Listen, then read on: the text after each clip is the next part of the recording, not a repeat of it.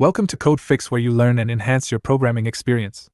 In this video we have shared how type error int object is not subscriptable. The error message, type error int object is not subscriptable, occurs when you try to access a specific element of an integer value using the subscript operator, which is not possible because integers are not subscriptable. Here's an example that produces this error.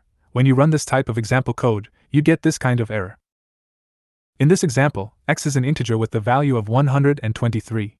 The second line tries to access the second digit of the integer using the 1 syntax, but integers are not subscriptable and don't have individual elements that can be accessed in this way. To fix this error, you need to make sure that you're only using the subscript operator with objects that can be subscript, such as lists, strings, or dictionaries.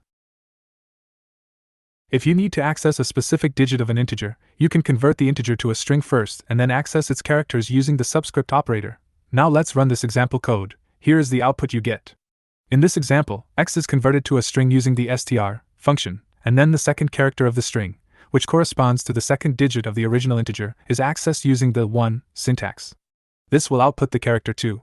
Hopefully this video helps you to sort out the issue you were facing. If you still face problem or need further help, just write in comments. I will reply you as soon as possible. Before you go, if you like this video, you can subscribe for this channel for future videos, which can help and assist you further.